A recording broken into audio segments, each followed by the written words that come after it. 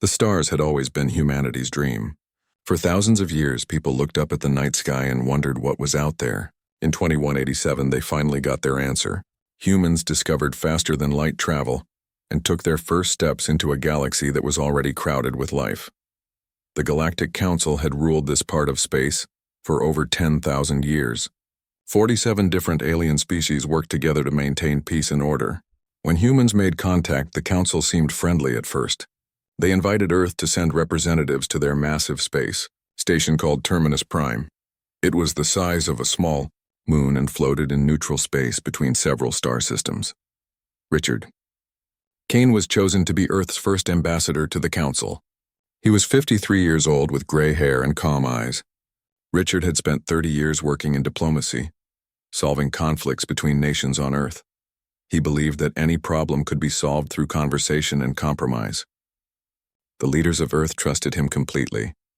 Richard brought 3 people with him on the mission. Claire Morrison was the pilot of their ship, the Horizon's Edge. She was 31 and had flown every type of spacecraft ever built by humans. Vincent Hayes was the security chief, a former soldier who never smiled but always got the job done. Lisa Park was the scientist, a woman who studied alien life and had dreamed about this moment since she was a child. The journey to Terminus Prime took 3 weeks. When they arrived, the station was more impressive than anything they had imagined. Thousands of ships from dozens of alien species moved around the station like fish in an ocean. The Council sent a welcome message and guided the Horizon's Edge to a docking port. But something was wrong from the beginning. As soon as Richard and his team stepped off their ship, they were surrounded by Council security forces. These were Vrak soldiers, insect-like creatures standing 8 feet tall with 4 arms and hard shells covering their bodies. They carried weapons that hummed with energy. Ambassador Richard Kane, one of the Vraks said through a translation device, "You are under arrest for crimes against the Galactic Council." Richard raised his hands peacefully. "There must be some mistake. We came here to establish diplomatic relations." "There is no mistake," the Vraks replied. "Your species has violated the Sacred Expansion Treaty. You will stand trial." Vincent reached for his weapon, but Richard stopped him with a look. "No violence." "We will cooperate and clear this up through proper channels." The Vraks took Richard away. Claire, Vincent, and Lisa were locked in a small room with gray walls and no windows. They had no idea what was happening or what the Sacred Expansion Treaty even was. Hours passed. Finally, a council representative came to explain. She was a Solmari, an aquatic being that floated in a tank of blue liquid. Her voice was soft but cold. "Your species has established colonies in 3 star systems beyond your homeworld. This is forbidden by council law. All new species must remain in their home system until the council grants permission to expand. You have broken this law." "We didn't know about this law," Lisa said desperately. "Nobody told us." "Ignorance is not an excuse," the Solmari replied. "The law exists to maintain order. Your species is young and aggressive. The Council has seen many species like yours. If we allow you to expand unchecked, you will become a threat." Vincent stepped forward. "Where is Ambassador Kane? We demand to see him. The ambassador is being prepared for trial. You will be allowed to observe." The trial took place in a massive chamber at the center of Terminus Prime. Thousands of aliens filled the seats, representing every species in the Council. Richard stood alone on a platform in the middle of the room. He looked small and isolated. 3 beings sat on a raised stage above everyone else. These were the leaders of the Council's most powerful species. The first was a Vrax elder with scars covering its shell. The second was a Nether, a creature made of living crystal that glowed with inner light. The third was the Solmari matriarch, floating in the largest tank Richard had ever seen. The Vrax elder spoke first. "Human ambassador, your species stands accused of illegal expansion. How do you plead?" Richard's voice was steady. "We plead ignorance of your laws. We had no contact with the Council before now. How could we know about rules we never heard?" "The law does not require knowledge," the Nether said. Its voice sounded like wind chimes. "The law simply exists. You have broken it." "Then we will make it right," Richard said. "Earth will withdraw from the 3 colonies. We will pay any compensation you require. We will follow Council law from this day forward. All we ask is the chance to live in peace." The Solmari matriarch's eyes were ancient and cold. "You do not understand, human. This is not about compensation. This is about sending a message. The Council has maintained order for 10,000 years because we do not tolerate challenges to our authority. Your species is aggressive and dangerous. You build weapons instead of art. You fight wars instead of seeking harmony. If we allow you to continue unchecked, you will spread through the galaxy like a disease. That's not fair, Richard said, his voice rising. Yes, humans have fought wars. Yes, we have made mistakes. But we have also created beauty. We have art and music and literature. We have learned to work together. We are not perfect, but we are trying to be better. It does not matter, the Virax elder said. The Council has made its decision. You will serve as an example to your species and to any others who might consider defying us. Richard Kane, you are sentenced to execution. The sentence will be carried out immediately. The chamber erupted in noise. Some aliens cheered while others remained silent. Claire, Vincent, and Lisa screamed from their observation area, but their voices were lost in the chaos. Richard stood quietly on the platform. He looked up at the observation window where his team was watching. He smiled sadly and mouthed words they could barely see. Tell Earth, do not forgive them. The Vrak soldiers activated their weapons. Energy surrounded Richard's body. He did not scream. He did not beg. He stood straight as the molecular disintegration beam tore him apart atom by atom. In 15 seconds, Ambassador Richard Kane ceased to exist. Claire collapsed to her knees, sobbing. Vincent punched the wall until his knuckles bled. Lisa stared in horror, unable to look away. The Vrax elder addressed the chamber. Let this be a lesson. The Council's authority is absolute. Now we will address the human species. A message was broadcast to Earth. The Council's terms were simple. Humanity had 72 hours to comply with their demands. All colonies outside Earth's solar system must be abandoned. Half of Earth's military fleet must be destroyed. Earth must submit to Council oversight for the next 100 years. If humans refused, the Council would send their fleet to enforce compliance by force. Claire, Vincent, and Lisa were released and allowed to return to their ship. They carried with them a recording of Richard's execution. The Council wanted Earth to see what happened to those who defied them. The journey home felt like it took forever. Nobody spoke. They just watched the stars pass by and thought about Richard. He had gone to Terminus Prime believing in peace and diplomacy. He died because the Council wanted to prove their power. When the horizon's edge finally reached Earth, the entire planet was waiting. The execution video had been broadcast worldwide. Billions of people had watched Richard Kane die. The reactions were immediate and overwhelming. Riots erupted in major cities. People demanded action. They demanded justice. They demanded revenge. World leaders gathered for an emergency meeting of the United Earth Assembly.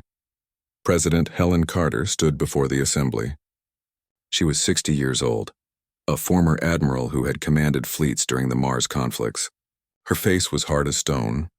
The Council has murdered our ambassador, she said. They have threatened our colonies.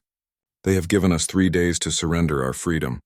I stand before you today to ask one question. Will we bow to tyranny or will we fight? The vote was unanimous. Earth would not surrender. Earth would not submit. Earth would fight. President Helen Carter stood in the war room deep beneath the Capitol building. Around her were the top military commanders and scientists from every nation on Earth. They had 72 hours before the Council's deadline expired. 72 hours to prepare for a war against an enemy that had ruled the galaxy for 10,000 years. We cannot win a conventional war, said General Peter Lang, the head of Earth's space forces. The Council has thousands of ships. We have less than 200. Their technology is more advanced. Their resources are limitless. Then we will not fight a conventional war, Helen replied. She turned to the large screen on the wall and pressed a button.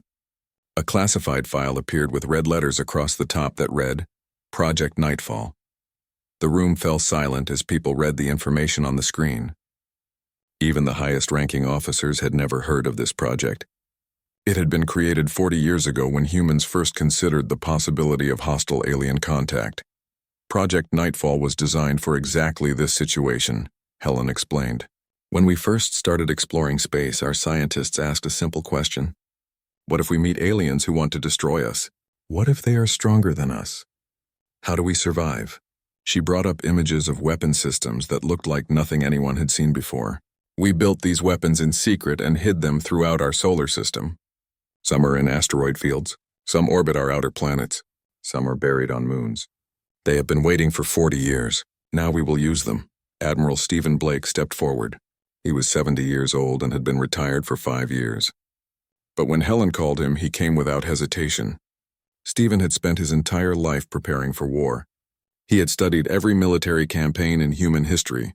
He knew how small forces could defeat large ones through strategy and determination. The Council's greatest weakness is arrogance, Stephen said. They have not fought a real war in 3,000 years. Their military exists to control weaker species, not to fight an enemy that fights back. They think we will surrender or die quickly. They are wrong. He pointed to a star map showing the route between Earth and Terminus Prime. We will not wait for them to attack us. We will strike first. We will hit them so hard they will not know what happened. A younger officer named Commander Jason Wright raised his hand. Sir, are you suggesting we attack Terminus Prime? That is suicide. It is the most heavily defended location in Council space. That is exactly why they will not expect it, Stephen replied with a thin smile. They think we are primitive and afraid. They think we will hide and wait for mercy. Instead, we will bring the war to their doorstep. Over the next 60 hours, Earth mobilized for war. Every ship was armed and fueled. Every soldier was briefed. Every weapon system was activated. Karen Ross, the head of Earth's intelligence division, worked without sleep to gather information about Council defenses. She hacked into their communication networks and downloaded everything she could find. What she discovered gave humanity hope. The Council's military was large but outdated. Most of their ships were hundreds of years old. Their weapons were designed for show more than effectiveness. Their captains had never faced an enemy willing to die for their cause. They are fat and lazy, Karen reported to the command center. They have ruled for so long that they forgot what it means to fight for survival. We can use that against them. Jason Wright was chosen to lead the first strike. He commanded a warship called the Valiant Dawn. It was not the biggest ship in Earth's fleet, but it was the fastest. 50 other ships would follow him into battle. Before they left, Jason addressed his crew. Most of them were young, in their 20s and 30s. They had families waiting for them on Earth. They knew many of them would not come home. The Council killed Ambassador Kane because they wanted to scare us, Jason said. They wanted us to kneel and beg for mercy. But humans do not kneel. We stand, we fight, and we win. Today we show the galaxy what happens when you threaten Earth. The crew cheered.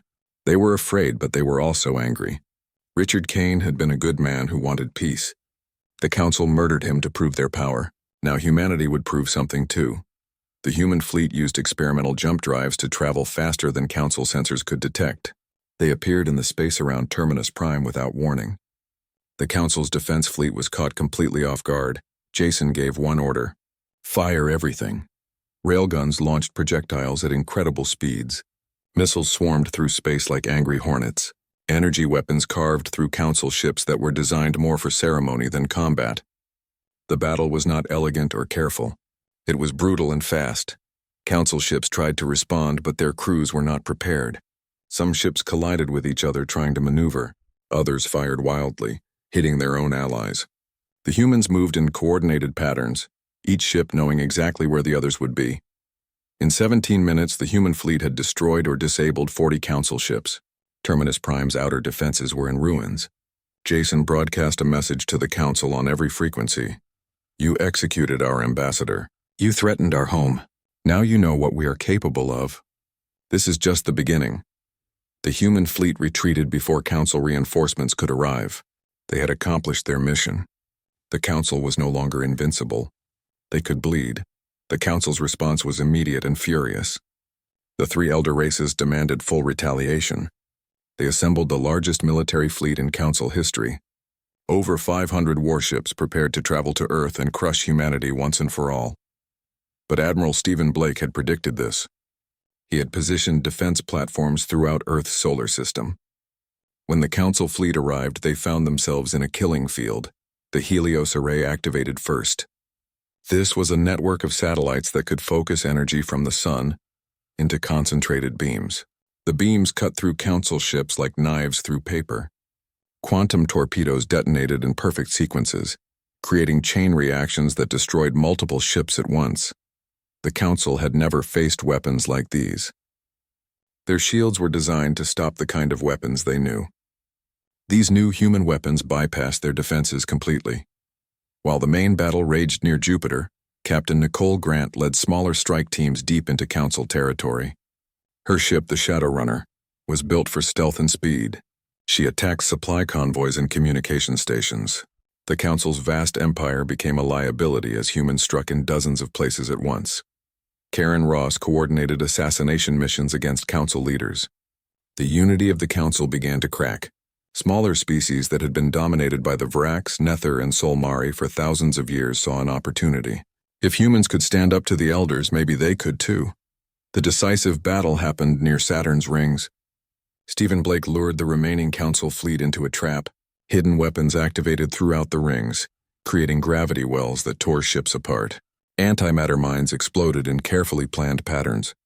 The space around Saturn became a graveyard for Council ambitions. Commander Patricia Cole pursued the retreating Council ships. She broadcast a simple message: surrender or die. The Council surrendered.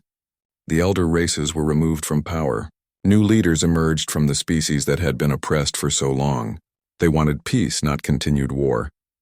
President Helen Carter traveled to a neutral station to negotiate the peace treaty. The terms were harsh. The Council would pay reparations to Earth.